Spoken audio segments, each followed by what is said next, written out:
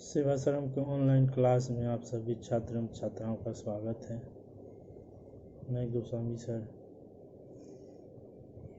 आज भारत में संघीय व्यवस्था की क्या प्रावधान है उसके बारे में चर्चा करेंगे।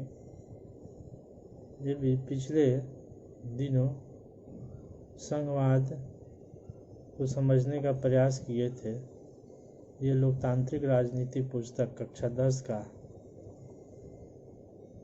चैप्टर दूसरा है संघवाद। उसमें चैप्टर संघवाद का दूसरा टॉपिक भारत में संघीय व्यवस्था।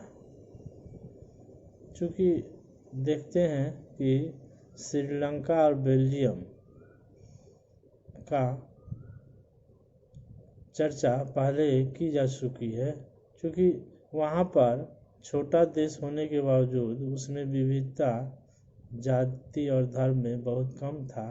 उसके बाद भी उस श्रीलंका जैसे देशों में राजनीतिक व्यवस्था सही ढंग से संचालित करने में कितनी समस्याएं आई। तो भारत जैसे विशाल देश जहाँ पर कई विविधताएं हैं, तो उस स्थिति में भारतीय शासन व्यवस्था को संचालित करने में और सही ढंग से स्थापित करने में उसका समाधान संघवाद में ही दिखाई दे रहा है। संघवाद के द्वारा ही भारत में निहित जो क्षेत्र, जाति, धर्म, भाषा कई आधार पर विविधताएं हैं, उस विविधताओं को स्वीकार करते हुए उसमें एकता स्थापित करने की कोशिश संघवाद के द्वारा किया गया है। तो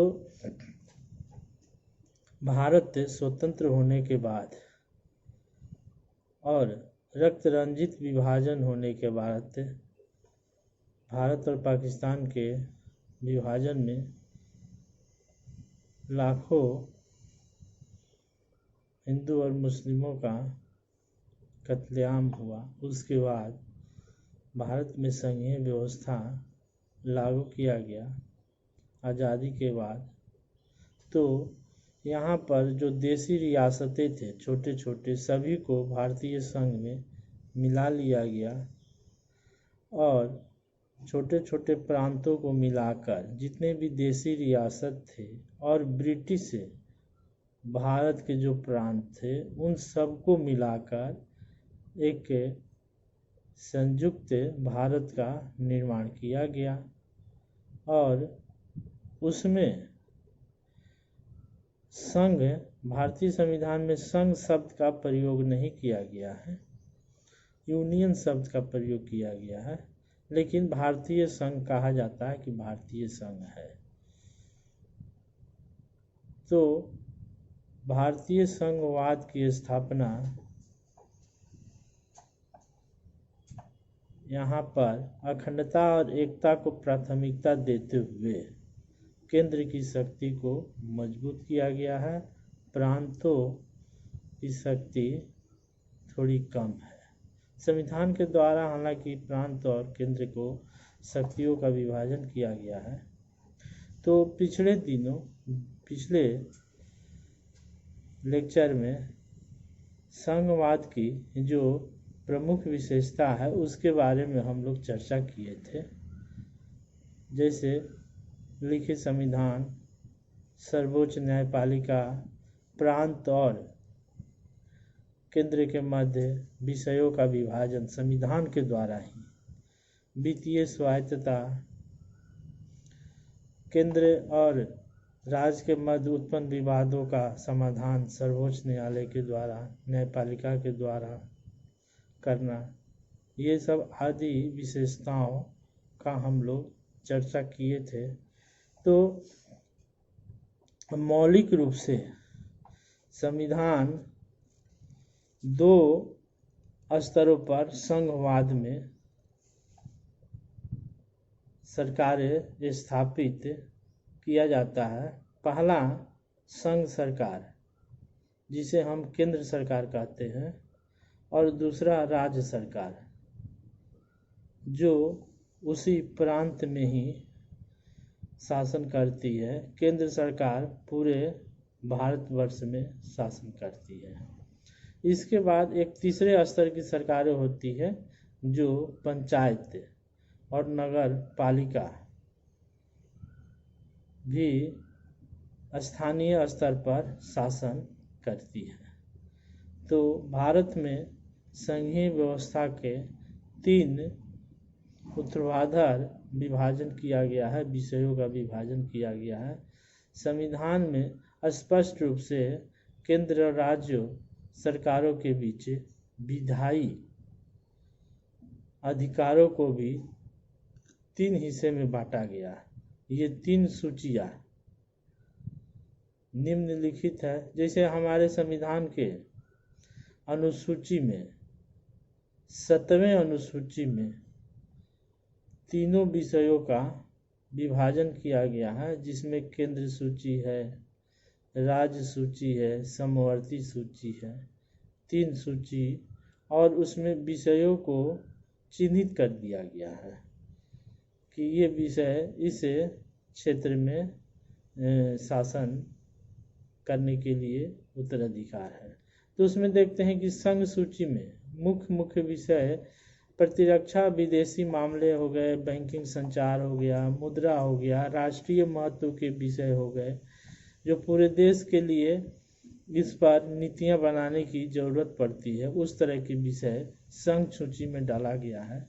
जो कि संघ सूची में वर्णित विषयों के बारे में कानून बनाने का अधिकार केंद्र को ही है, संघ को ही है। राज्य सूची में, संघ सूची में लगभग 99 या 100 विषय अब हो गए हैं सम्मिलित है। राज्य सूची में भी लगभग 66 विषय है। राज्य सूची में पुलिस हो गया, व्यापार, वाणिज्य, कृषि, सिंचाई व्यवस्था हो गया, प्रांतीय और स्थानीय महत्व के विषय हो गए। राज्य सूची में वर्णित विषयों के बारे में राज्य सरकारें कानून बना सकती है। विशेष परिस्थितियों में केंद्र इस पर कानून बनाने का अधिकार रखता है भारत में। समवर्ती सूची में शिक्षा, वन, मजदूर संघ, ये सब सम्मिलित है। विवाह, गोद लेना और उत्तराधिकार जैसे विषय जो होते हैं सम सूची में आते हैं, जो केंद्र के साथ साथ राज्य सरकारें भी इस पर कानून बना सकती है। लेकिन दोनों में ये अंतर ये है कि एक ही विषय हो जिस पर केंद्र और राज्य दोनों कानून बनाए हैं, तो उसमें केंद्र की कानून ही मानी जाएगी। यदि राज्य की कानून उसका विरोध कर रही है तो विरोध तक उसको शून्य हो जाएगा। तो इन विषयों पर कानून बनाने का अधिकार राज्य सरकारों और केंद्र सरकार दोनों पर होता है समवर्ती सूची में। और यहाँ सवाल अब ये उठता है कि जो विषय इनमें नहीं है और किसी सूची में नहीं है, तीनों सूची में जो विषय नहीं है, तो उनका क्या होगा। जैसे फिलहाल कंप्यूटर सॉफ्टवेयर जैसे क्षेत्र है, वो सब अधिकार क्षेत्र केंद्र के पास आ जाते हैं। तो भारत में अवशिष्ट शक्ति जो तीनों सूचियों में नहीं है, वो अवशिष्ट विषय हुआ और उसको हम लोग केंद्र में निहित किए हैं, केंद्र के अधिकार क्षेत्र में आते हैं। तो उस पर केंद्र ही कानून बनाता है राष्ट्रीय हित के महत्व को देखते हुए, ठीक ना। तो इस दृष्टि से संयुक्त राज्य अमेरिका में देखते हैं, वहाँ अवशिष्ट विषय प्रांतों में निहित है, इसलिए वहाँ की प्रांतें थोड़ी शक्तिशाली है केंद्र की अपेक्षा। भारत में क्या है, अवशिष्ट विषय केंद्र के पास है। तो इस तरह से देखते हैं भारत में सबको साथ लेकर चलने की नीति अपनाई जाती है। अधिकतर बड़ी संघीय व्यवस्थाओं में साथी जो होते हैं इकाइयों को बराबर अधिकार नहीं मिलते हैं। कुछ जैसे जम्मू कश्मीर को यहाँ पर विशेष अधिकार दिया गया था, लेकिन अब तो उसको समाप्त कर दिया गया, ठीक ना। कुछ राज्यों को विशेष दर्जा भी दे दिया जाता है, जैसे पहाड़ी राज्य वगैरह हैं, उन राज्य को विशेष दर्जा, क्योंकि आर्थिक राजस्व का स्रोत कम होता है, विकास के लिए उनको विशेष दर्जा प्रदान कर दिया जाता है। तो इस तरह से सभी राज्य एक समान श्रेणी में नहीं आते हैं भारतीय संघ में। तो भारतीय संघ में भारतीय नागरिक जो जम्मू कश्मीर में पहले था, वहाँ पर जम्मू कश्मीर के नागरिक और भारत के नागरिक जो दूसरे प्रांतों के हैं उनमें विभेद किया जाता था, लेकिन अब उसको समाप्त करने की कोशिश किया जा रहा है। भारतीय संघ की कई इकाइयाँ बहुत ही कम अधिकार हैं, जैसे छोटे इलाके में जो अपने अधिकार क्षेत्र के चलते स्वतंत्र प्रांत नहीं बन पाए हैं, तो इन्हें किसी मौजूदा प्रांत में विलीन करना भी संभव नहीं है। तो उस स्थिति में चंडीगढ़ या लक्षद्वीप अथवा देश की राजधानी दिल्ली जैसे इलाके इसी कोटि में आते हैं। तो इसको हम लोग केंद्र शासित प्रदेश कहते हैं। केंद्र इन क्षेत्रों को राज्य वाले अधिकार नहीं रहता है, इन्हें शासन चलाने का विशेष अधिकार केंद्र के पास है। तो इस तरह से हम देखते हैं एक राज्य पूर्ण राज्य का दर्जा मिलता है भारत में, दूसरा केंद्र शासित प्रदेश है। तो दो तरह का, इसके अलावा एक विशेष दर्जा प्राप्त राज्य होते हैं। तो भारत में केंद्र और राज्य सरकारों के बीच सत्ता का बंटवारा हमारे संविधान की बुनियादी बात है, या संघवाद का भी बुनियादी सिद्धांत है। ये अधिकारों के इस बंटवारे के बदलाव करना आसान नहीं है, क्योंकि संविधान में संशोधन करना जो आधारभूत सिद्धांत है उस पर बहुत कठिनाई होती है, कठिनाइयों के साथ संशोधन करना पड़ता है। 2/3 बहुमत संसद में होनी चाहिए और आधे से अधिक प्रांतों की सहमति हो, तो वैसे प्रमुख विषयों में परिवर्तन किया जा सकता है। संवैधानिक प्रावधानों और कानूनों के क्रियान्वयन में सर्वोच्च न्यायालय की भी महत्वपूर्ण भूमिका होती है, और शक्तियों के बंटवारे के संबंध में कोई विवाद होता है या केंद्र और राज्य के मध्य किसी विषय को लेकर विवाद होता है, तो उसका निपटारा न्यायपालिका में ही होती है।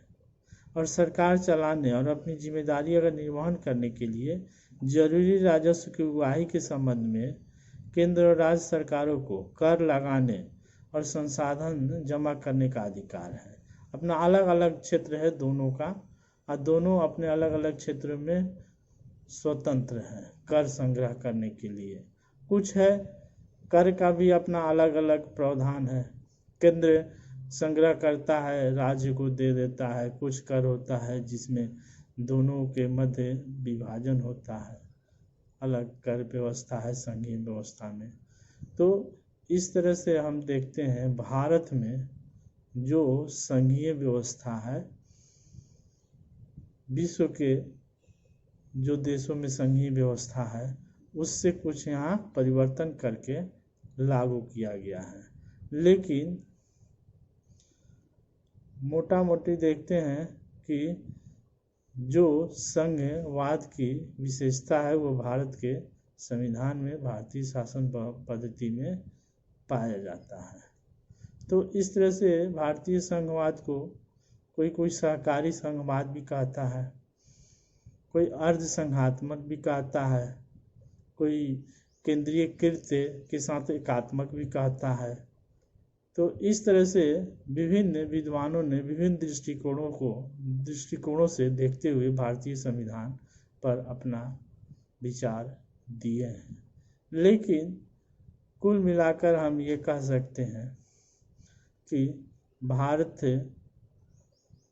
राष्ट्रीय एकता और अखंडता को प्राथमिकता देते हुए भारतीय क्षेत्र में व्याप्त विविधताओं के अस्तित्व को भी स्वीकार करते हुए शासन पद्धति, संघीय शासन पद्धति स्थापित किया गया है। इस तरह से भारतीय संघीय व्यवस्था में जो विशेषताएं हैं वो संक्षेप में चर्चा किया गया। इसके साथ ही आज का समाप्त करते हैं, पूर्ण विराम देते हैं। धन्यवाद।